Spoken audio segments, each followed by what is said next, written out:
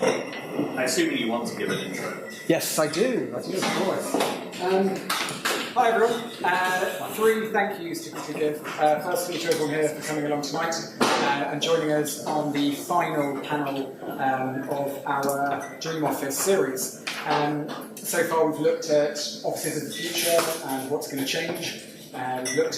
We questioned whether the 9 to 5 was dead and whether that work routine is still relevant in our lives. And then tonight we're going to explore how do we prepare for the future of work. Second big thank you is to Nate, who got off the Eurostar about an hour ago, and to all our other panellists for making it done tonight. And then, of course, the biggest thank you goes to Microsoft Surface and to Steelcase for helping us put on the partnership and the space downstairs and for hosting all of these events. So I hope you really enjoy yourselves and hang around afterwards for a drink. And there's a 20% discount on everything here. Thank you. You didn't mention that last week. Yeah. Just for the last one. Take it away, guys. Hello, I'm Nate. I'm a journalist. I work for Bloomberg. That's my introduction done, but thank you very much for being here. Last 2 weeks I made atrocious jokes at the beginning, trying to sort of make puns on the name of this company that we're in, and I decided I'm not going to do that anymore because they were terrible, so there'll be no more of those. Anyway, very excited to be joined by this panel. That was a good groan. That was my favourite groan. The last 2 weeks worth of groans were quite as You're impressive. consistent, your jokes haven't got any better. It's like being a stand-up comedian. Exactly, yeah. I'm going to let my guests introduce themselves because they tend to give the best descriptions of themselves when they do. We'll start at the end this week. So everyone, I'm Jack Parsons and I'm the CEO of the Big Youth Group, and it's a collective of youth brands to improve the odds for young people under the age of 30. On the side of this, I'm an advisor to the Queen for Youth and Sleep Calm for London. So everything I do is youth related, and I'm out there championing young people under the age of 30. Great. My name is Charlotte Owen. I'm the executive editor of Bustle UK, which you might not know. Bustle is a publisher, an American publisher that's set up in 2013. It caters to millennial women. It has sort of 50 million uniques a month in the US, so it's very big, and we actually launched today in the UK. So I'm very tired. But Congrats. I'm Emma, and I work at a co-working company called Work Life, and we try to tackle this question all the time of how the future of work looks like for those of us who actually want to work and not live on the beach. All of my experience has been in early stage tech companies, mostly trying to understand how we get more digital and technical skills into people who are moving into this new world. That's me. Great. What a panel. Let's start with something super broad. Businesses want to diversify, thankfully. How do they do it? How are they doing it? Who's doing a good job at diversifying their business? Who wants to start? It's tricky for me to talk about this because I've always worked for companies that are very gender. Well, when you say bias, though, we don't necessarily mean gender, right? We mean all Age. Yeah. I've never worked for anyone over 35, so maybe in a way I discriminate in that sense, that I've just always worked for companies that have been incredibly young, that have been really well balanced in terms of gender and kind of race and sexuality, all those things across the board. But I think the one thing that's been really clear to me is that I've only ever been judged on my ability. And I suppose that's really the crux of it. If we focus on that more, then we do get a more diverse kind of group of people working for us. The one thing that was really clear to me from the people who I work for is that they just wanted the best people to do the job, and that was it. There was no kind of focus on what I looked like or what my background was, but instead it was just about the best person for the job. And I think that maybe comes from the fact that I generally was hired by a founder, and that's all I know about. So that's kind of my experience. And is that reflected in sort of the, with the youth, I was going to say youth culture, probably not a great example, but with the young people that you work with, like, are they now attracted to a diverse company over and above just working for, a big company or a very particular company? Is like diversity really key in that process? So a lot of companies are trying to be diverse, but a lot of companies are doing it to tick box exercise, in my humble opinion. You've got some great companies like EY that now got rid of the university degree, and I think recently they've said they're going to bring in 1,800 new apprentices. The young person wants more than just a salary. The young person now wants the purpose. They want to know, actually, what are we working towards? What are we doing? So in terms of, is that culture and diversity coming into play? Definitely, for all corporates that have a purpose. But there's still a lot of corporates out there that don't.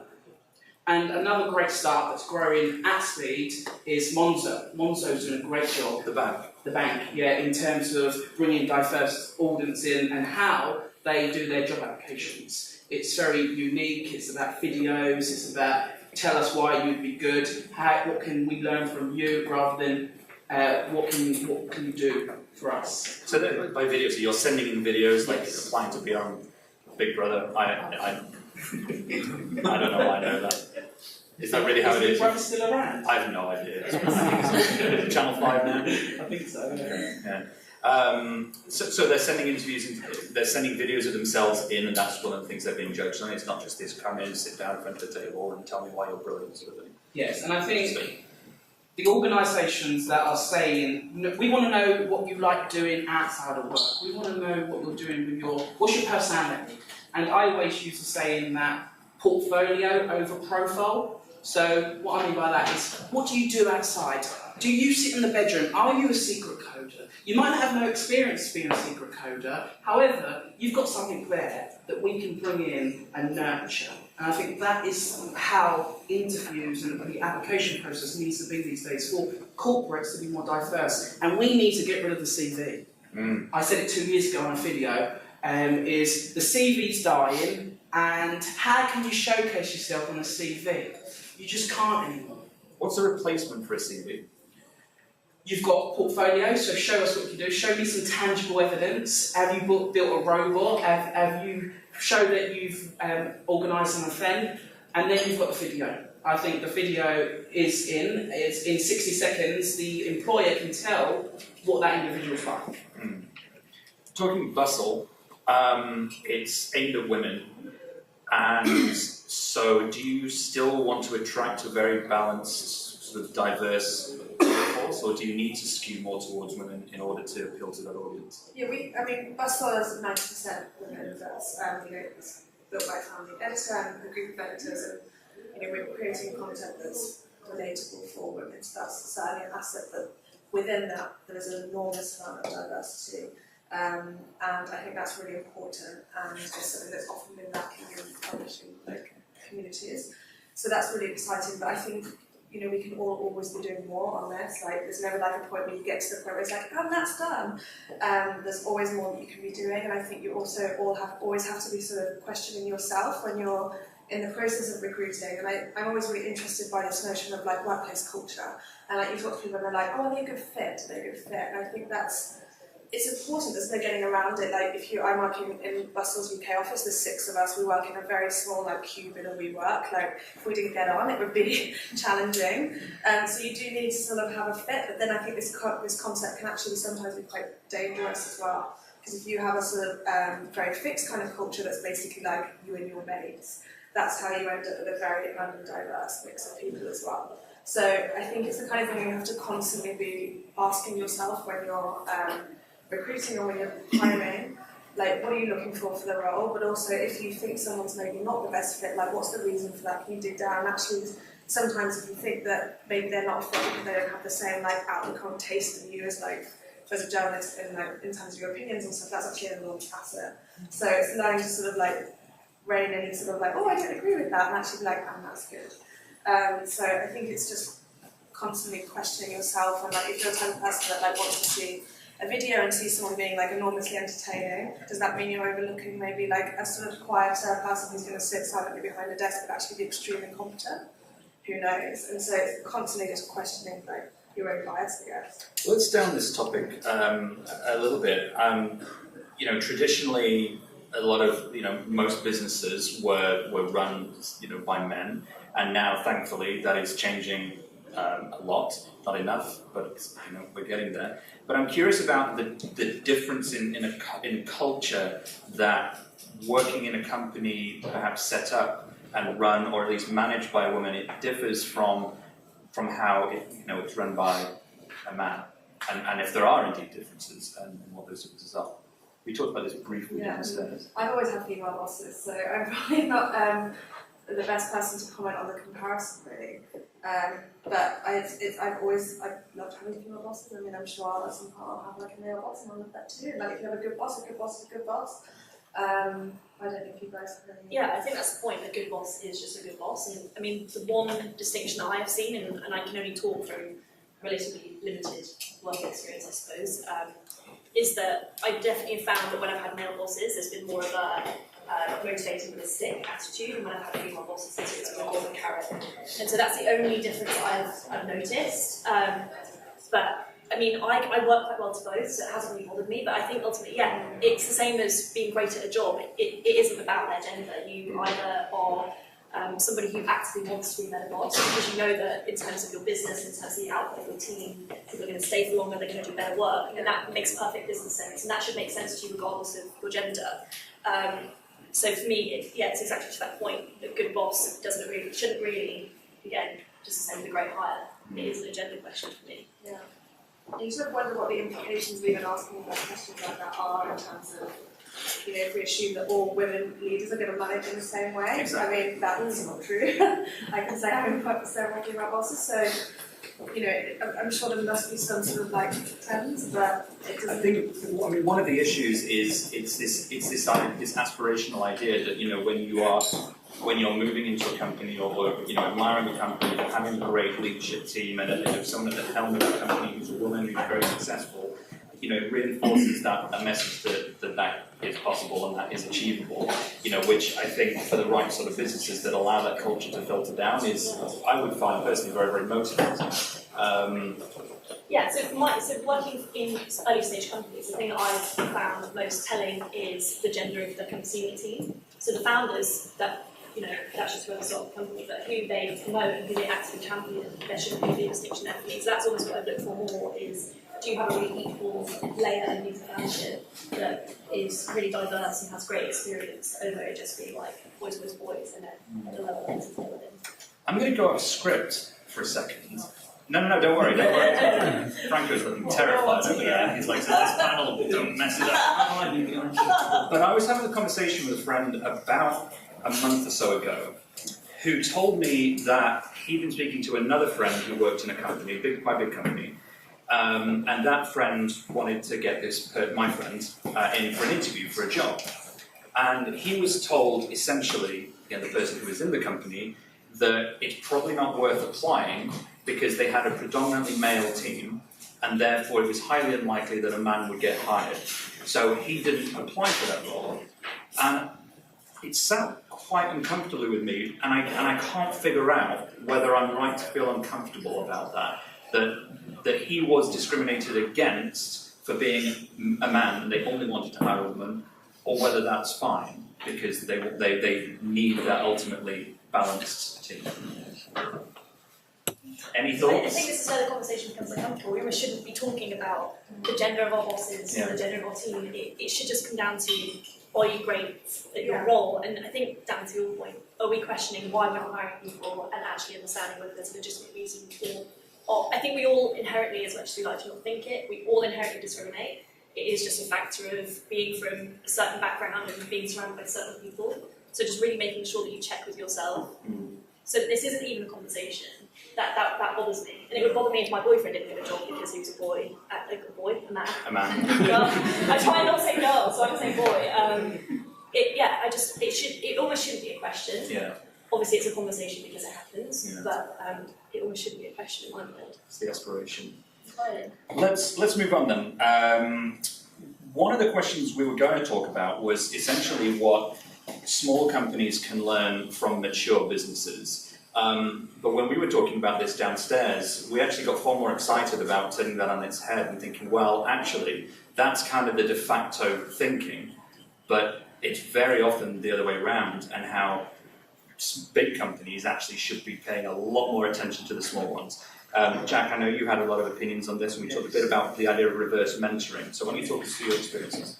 So when I say that actually mature companies should look at the smaller companies, I'm not talking about the old concept of the business model, Because big businesses are doing it correct. If they're big for a reason. If they've grown, and we can learn from that. But when it comes to the talent side of stuff, I believe that things need to change with corporates. You go into a corporate office. I'll give you an example. There was this young person who came to me, and he was applying for loads and loads of jobs, and he got an opportunity. And I won't mention the company because we currently work with them. However, he got all ready for his interview. He brought a suit, and he come into the city from Kent, got up to the doors of these doors that were just. And all the shiny floor, and people were barging past him with suits, and he felt intimidated. Just by the surrounding. Because that young person has never had the opportunity to walk into a big bank. That young person turned away. The employer called him, why did you turn up to the interview? We're barring you, we're putting you a big red mark on your application, you'll never be able to get a job here before. But they didn't stop and say, why? And I give you, in terms of reverse mentoring, 3 years ago, the famous saying is, you don't know what you don't know. And I'm one person that believes that. I know certain things, but there's so much more in the business landscape that I don't know. And I wanted some mentoring, so I went in to meet the Group CEO of Havas Media Group, which is the 5th largest media company globally. And we got talking, and I asked him to mentor me. 3 years later, I now mentor him. He's had a baby boy, he's named it after me, and it just goes to show. And he was so interested on how he could get in the lift and speak to his young talent. And he channeled it through me. So I do believe that there's so much that reverse mentoring and these mature and these experienced CEOs can learn from these quirky, young entrepreneurs. So when we read the question, and the question said, what can independents learn from corporates?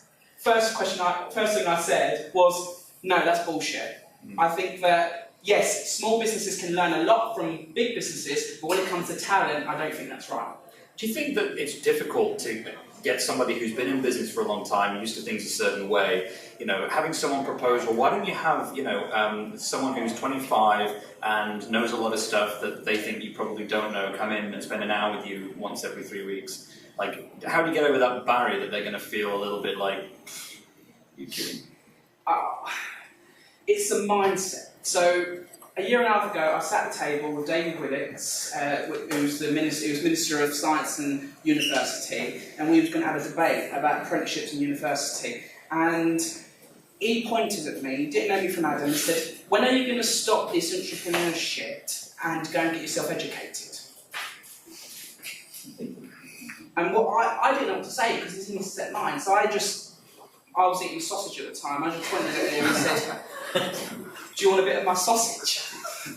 And from there, the conversation went still. So I believe there's more than, there's a big shift that we have to do when trying to turn these, starting with politicians and then obviously the experienced CEO. There's more to say, I'll give you, if I said this right now to the CEO of EasyJet, I'll give you 5 minutes, let's have a chat. I don't believe, until I met that individual, that they want to think that there's any learnings that they can gain. Growth mindset's absolutely worked to our favour. It allows us to be more humble, have a little bit more integrity in the way that we work, and we learn because we're open to the fact that we don't know everything.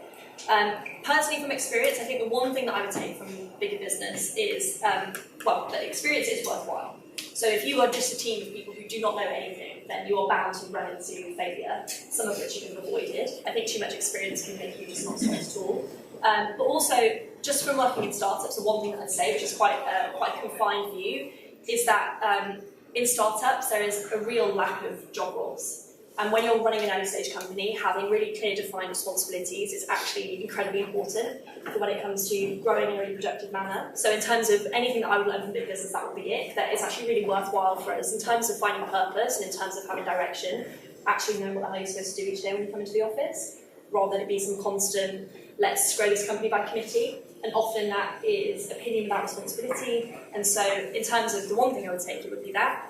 But it's just a mindset. There are lots of brilliant people in big businesses who recognise that they will eventually fail. Do they not change? And we've seen countless examples of that. So I think there's an awareness, but in terms of how to deal with it. Let's keep going on the theme of education, I think. Charlotte, I think you're the one of us who actually went to university. I am, and I have a reason for asking this question. How important do you think your degree was in terms of allowing you to get to the position that you're in now? I think that it was important. I mean, I don't think that it's the only route though, so those are two separate things. It's not saying that being important means it's the only way.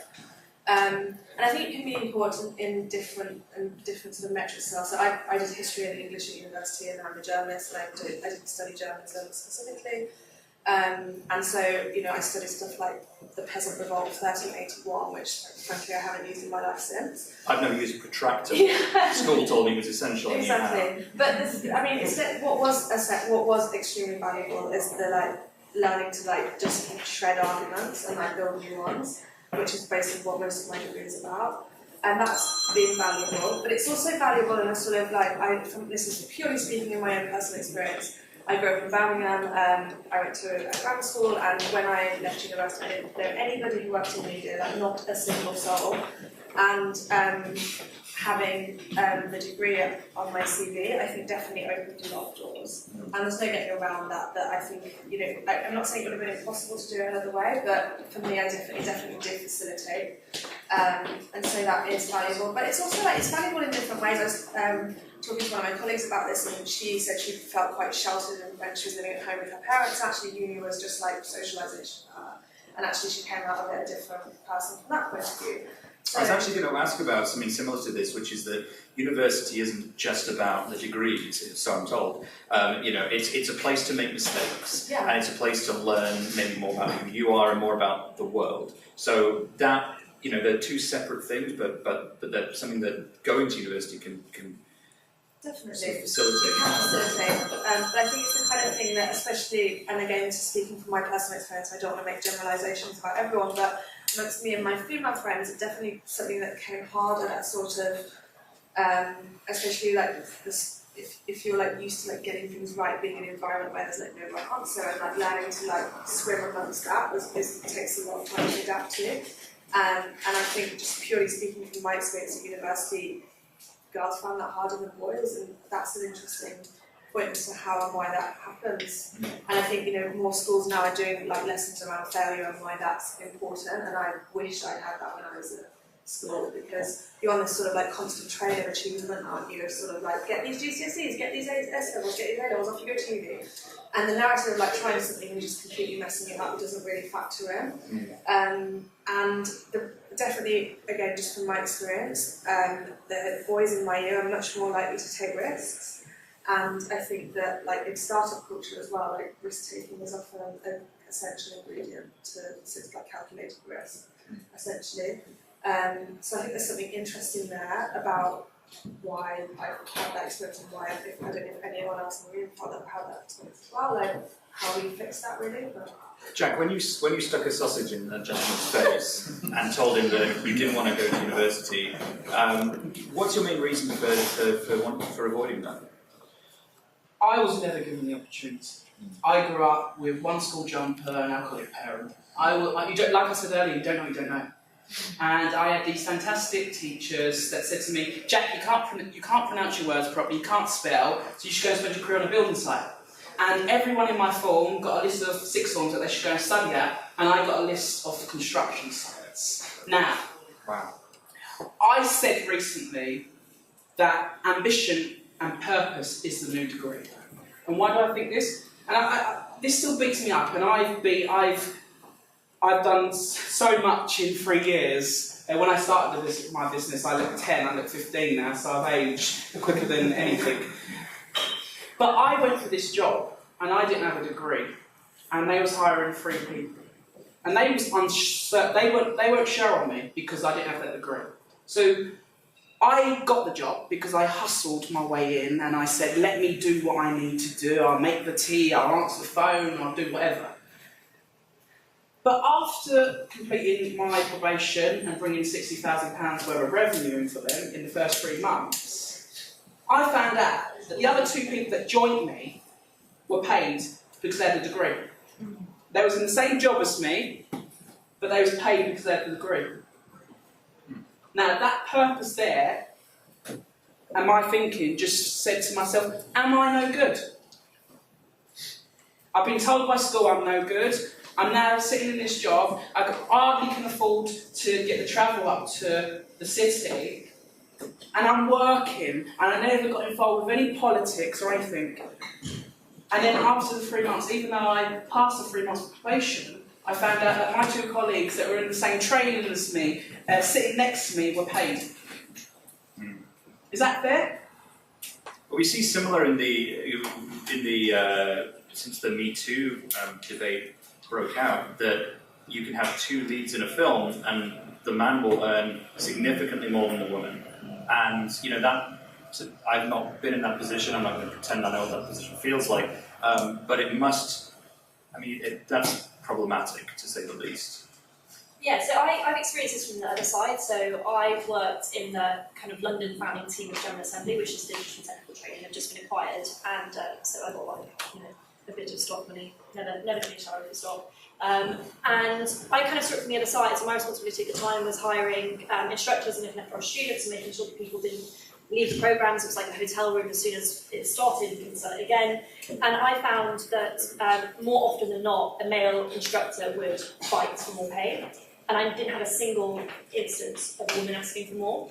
And so I kind of presented this to my seniors in the US, and with the debate of like, well, do we inflate the salary because we should, when that was the prescribed salary before? And I think if it taught me anything, is that we are ultimately responsible for ourselves, and it put me in kind of a really strange predicament of, someone asked, someone fought for more. Did they deserve it? Well, no, but I need an instructor. And then how do we deal with that when we have somebody else who is female who hasn't asked? And where does this concept of how much you're paid come into how much you're willing to fight for more? I mean, obviously that shouldn't be how it is. It should be that the price is the price, but that isn't the world that we live in necessarily. So it was a tricky one from my perspective. I remember, and in fact, again, we were talking about this downstairs. We had a great conversation downstairs. We're translating it on stage now. It's on the previous stage.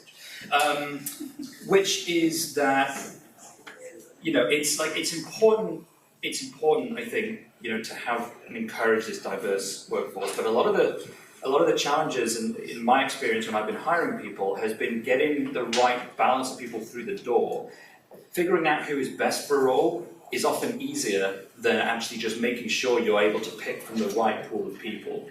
And I found this tool that showed sentiment analysis, like sentiment keyword analysis for job descriptions, because there was a PhD student who had said there are many, many emotions associated with certain words, and so it was very possible that the job description itself just only appealed really to men, some only appealed to women. You can run it through a filter, pick out, and it will show you, okay, your job ad is like skewed 75% male, and these are the areas you could probably adjust. Now this is something you're already aware of.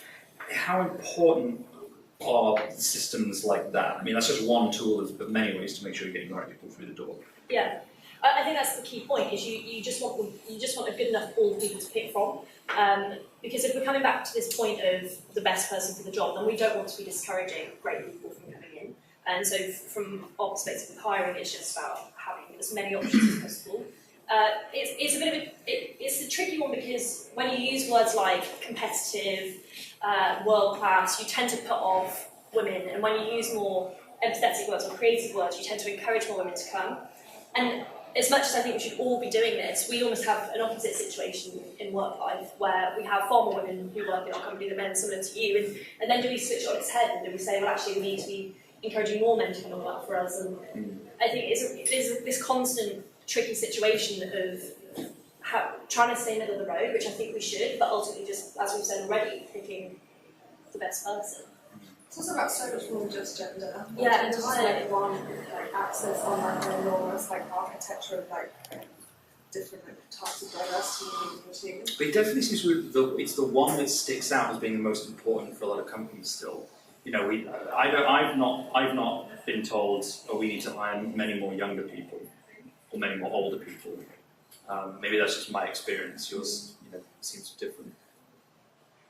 Well, I think that the approach that we take at Bustle is that we seek out what we want as much as it's not just like putting out there being like, let's see who comes. It's sort of like if there's something you want, or there's something you feel like your team's missing, or you feel like for whatever reason a community that you want to reach isn't feeling like you're speaking to them, go out and find them. Like, you have to take responsibility for that. You can't just sit there and be like, oh, they didn't come, they didn't apply, so it looks like we're going for like this guy again. So you have to be very proactive, and that's part of like always doing more and always thinking about different sort of like the different axes of diversity that you need to like all different types of backgrounds, and it is more than just gender. Yeah.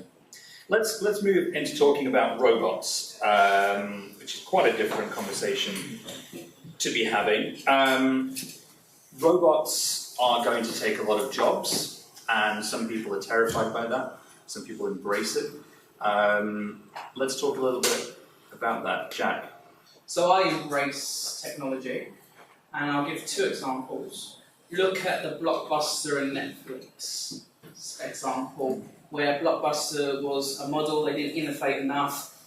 Then you had Love Film that came along, and then Netflix. Now, Netflix could have sold to Blockbuster, but they didn't buy it.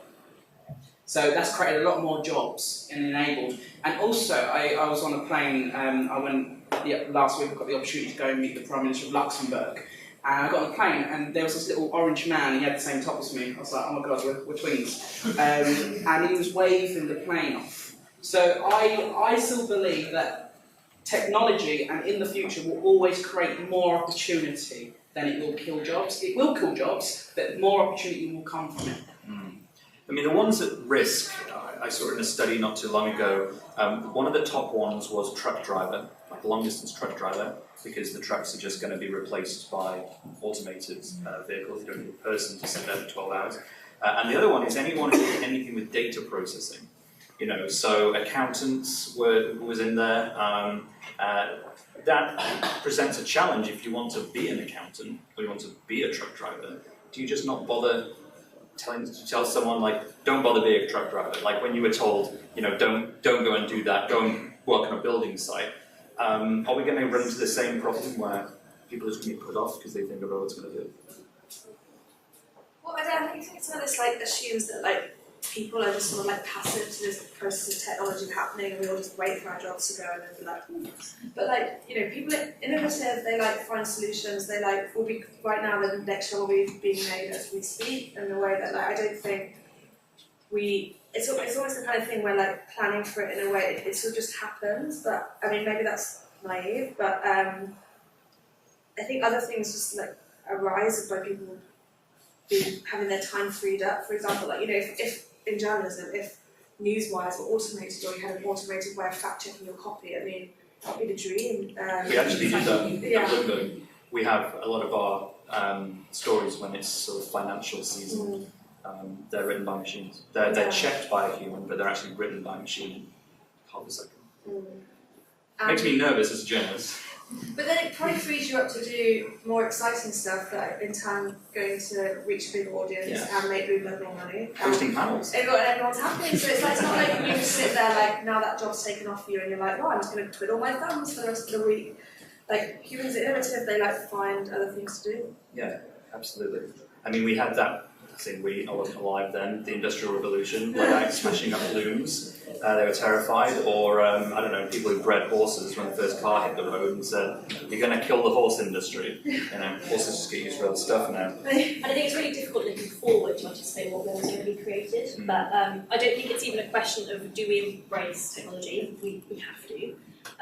And in terms of what it frees us up to do, I mean, we can talk about the universal basic income if we wanted to, but I think ultimately who we are as animals is the same. That won't move as quick as technology does, and what we require from our relationships and our life and the things that fulfill us as a person, that's still going to stay the same. And we've even seen it with pubs rapidly being shut down across the country. Everyone thinking that was the worst thing in the world, because originally pubs were the only way that we communicated with our community, and now because of more technology, we communicate in that means, but we're spending far more money on eating out, having these really meaningful conversations with people, experiences. So I don't think that it's as simple as jobs are lost and nothing is there to fill it. I think actually we just move far closer to actually what it means to be human.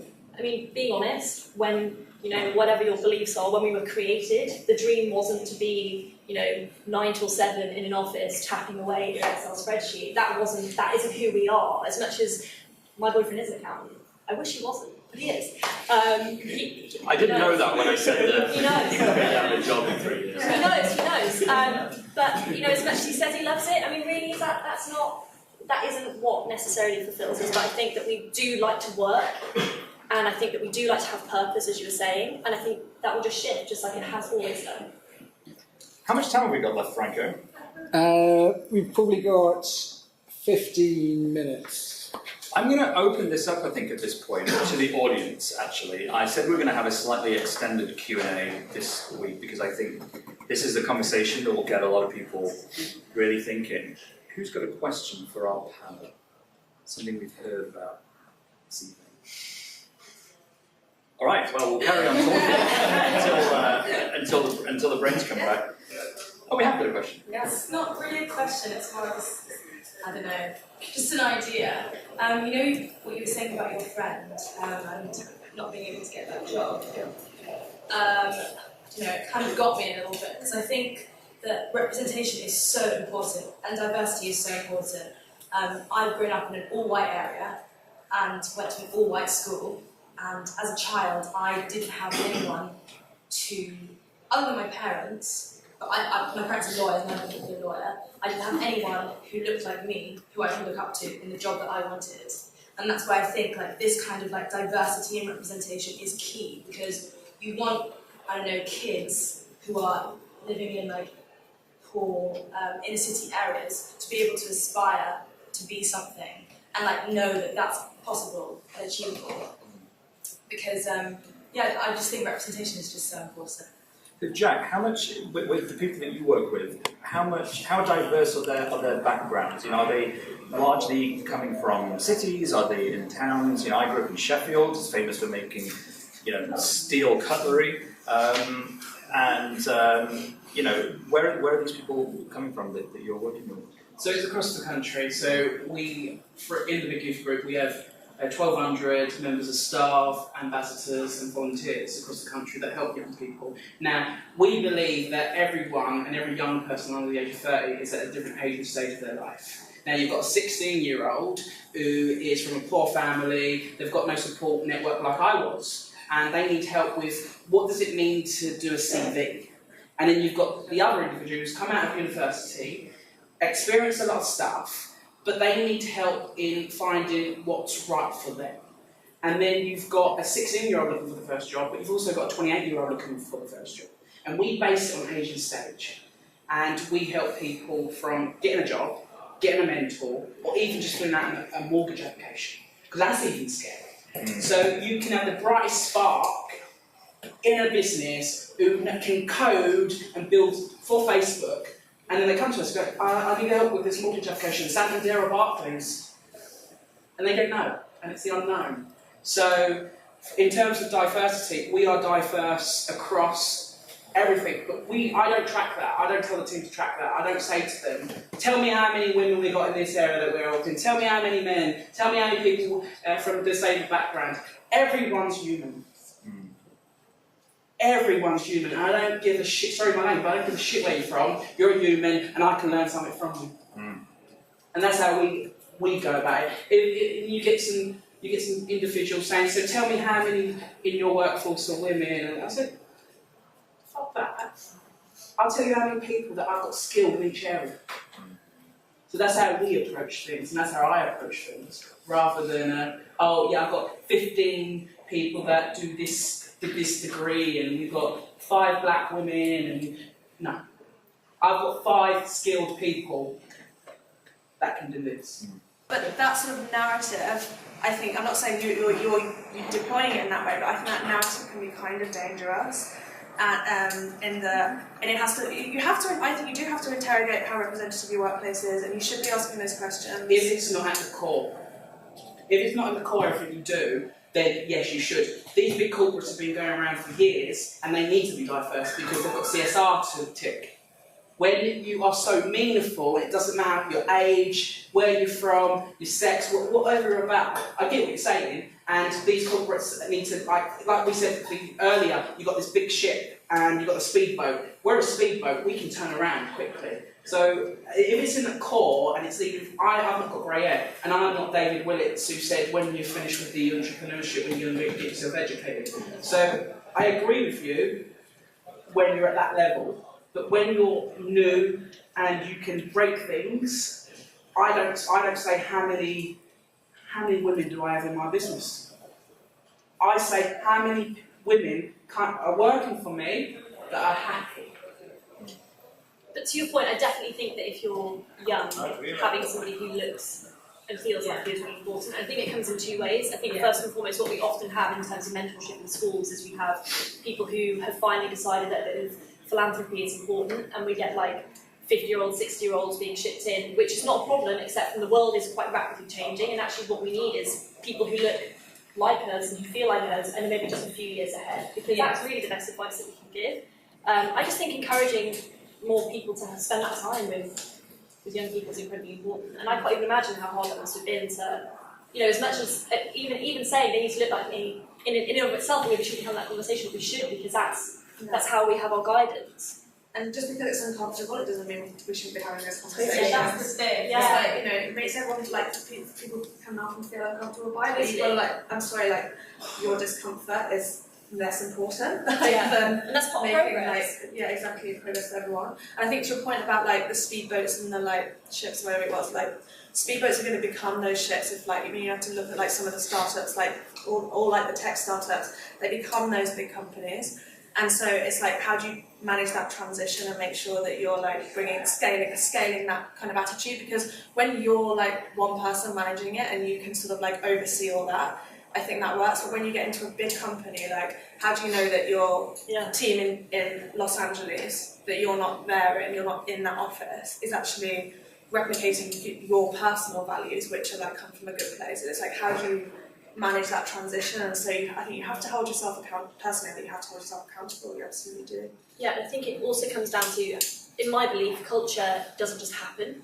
Culture is entirely engineered, and so being totally aware of how we formulate a company and how it feels to work somewhere, I don't think just happens. And I think that's kind of often the way that startups run. It's like, no, we just drink beer on a Friday. It's like, well, everyone wants to drink beer on a Friday, so you're describing Uber to a certain extent. I've got friends who work there, and they've like definitely changed in the years that they've been there, like become a little bit more sexist, and it's quite surprising. And having worked in lots of tech companies as well, there's lots of stuff that, especially if you have a child, for example, it doesn't matter what gender, it would be far more difficult for you to work there. And so even bringing it back to, you know, maternity, paternity, but ultimately it's this point of you just have to be conscious always. It doesn't just happen. It doesn't just become. I would also add, I think it comes from the core, but when we become that ship, we'll become that ship with the swimming pool on top, because we're starting from the core. So there's a lot of ships. If we're going to talk about ships, these ships are Titanic at the moment. If you look at these big corporates, for instance, one of my advisors is the COO of Google, and they have 7 interviews, and I love that approach. I love that, but we're not at the stage where we would have 7 interviews. So I get what you're saying, but when we become that ship, we'll be the ship with the swimming pool. So it's from the core.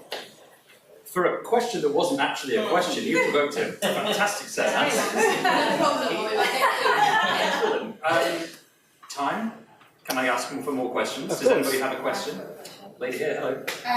Just to flip it from youth to like the retirement ages increasingly getting older and older, what do you suggest to people that are in their 60s that are like, I don't want to do a supermarket packing bags job, I actually want to do something meaningful? Like these Emma's robots. So changing careers at the other side of the working life.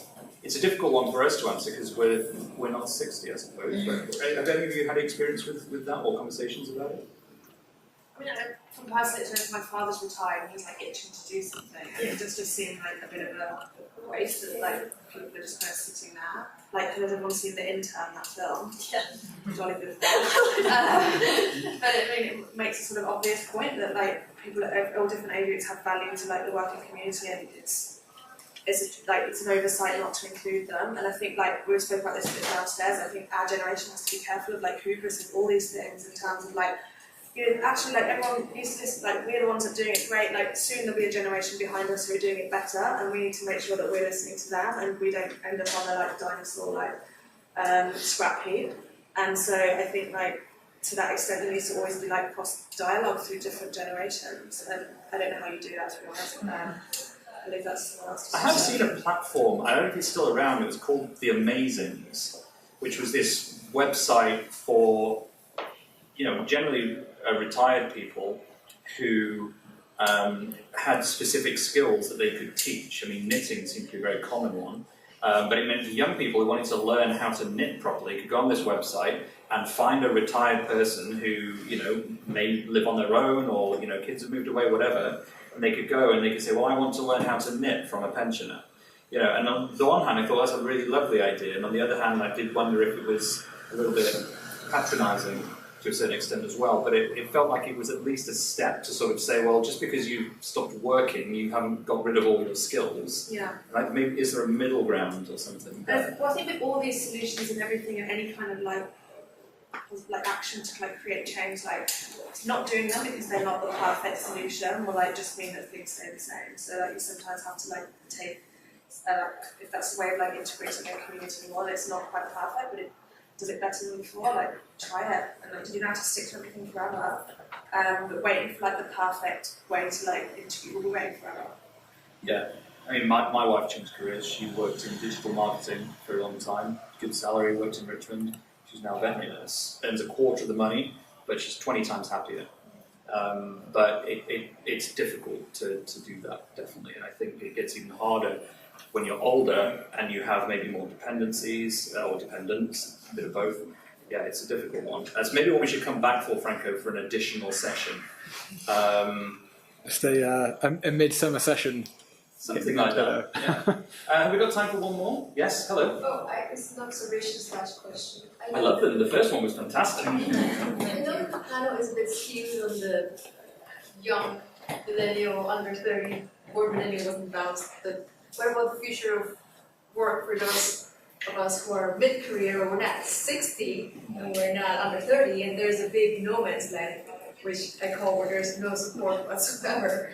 What are your maybe observations on working with people of that age, if you have, and what you, how do you perceive them? So all of my experience in tech startups has been working in re-educating people who fall in that kind of like 30 to 45 bracket. And I think that the issue that we have is that I think there's this perception that there's bigger issues to deal with from the government perspective, so a lot of the support that's available is private and you've got to pay for it. I think that there are, if you want to retrain in something technical, digital, you want to start a company, there's actually a huge amount of programs that can go on, passes that you can take. But it is, I do agree that it's, and go on, you're going to say something. No, but everything is geared towards the young, like the Princess Charles, the grants, the loans, all towards like young 19-year-olds, 25-year-olds. Yeah, and then once you hit that, then it's over. No one supports you anymore. Do you mean in terms of, go on, sorry, do you mean in terms of free support? No, I'm just talking about managing your career and your life. Yeah, and I guess by that age you have some savings, so you can manage. I was going to say, I know, so there's companies like Escape the City that you can look at, General Assembly that you can also look at. There's tons of companies out there who are they're private, so they will take your money. And I think that's ultimately where this comes in, is that, Jack, I'm sure you'd agree, a 19-year-old doesn't necessarily have the resources to invest in alternative education, but it's definitely an interesting question. But I think also we shouldn't assume that people at that point in their career need retraining, and actually if they do need retraining, maybe it's because we've let them down at some point in that ecosystem, and let's face it, for women it's often when they have babies. It's about retraining, but that's the age where, let's see that if you're highly paid, skilled, my employer would look at who's paid very well and can we replace her with 2 25-year-olds. And that's happened to me, indirectly or directly, so it's not that I need retraining, but I'm very, for example, me and other people I know are very experienced, we're ready for the next phase, and meanwhile employers are just looking to cut costs. You know, it's a really good time to raise the question. Yeah. I don't know how old you are, but Western society has been skewed for a long time with the emphasis on the young, what you sort of think, like the club 18 to 30. But once you reach middle age, you are sort of put on the scrap heap because it's become like an ageist society as well. But that's what she's saying. And people who are like mature, say over 35 plus, they've got experience, but companies, both big and small, don't want to employ you because you will obviously get a higher salary compared to like people who are 18 to 30. And you know what they do say, like, youth is wasted on the young as well. It does make me think a couple of things. I mean, for the record, I'm 33. I don't know necessarily how I'd go about changing my career if I wanted to. It's not actually something I've thought of before, but it is very interesting. But it relates as well to the idea of if AI and automation is going to change so many of our jobs, then actually it's a very good time to start thinking, well, how do we retrain people at a range of ages, maybe? I want to share that it's almost like Jack's experience where people tell you to go to work in construction sites, and once you reach a certain level in your workplace, it's almost like they kind of put you in God's pasture. And when I started first working, everybody around me was very young, and I always wondered what happened to all the old people. Where did all the old people go? And I always thought that they made so much money that they all retired in the Bahamas. Because I was in the bank, I really seriously thought, oh, I'm going to be working in a bank, and I too will retire in the Bahamas. And I now know what happens to older people. And they don't always go to Bahamas. But this feels like a conversation that we could probably carry on for the rest of the evening, if we'd like to, and indeed can, because Franco's got loads of beer behind him. I think we're probably about out of time, but this has been fascinating. Of the 3 sessions, this has been the best, hasn't it? Have you said that on every session? No, this time you've done more than one, haven't you? No, I just made a joke. Oh, you Once again. I was ad-libbing. Well, I'm not. It's been brilliant. So thank you, Charlotte, Emma, Jack, for your fantastic insights. For all of you here, come and quiz these guys over a drink in a bit. Thank you very much. Give them a big round of applause.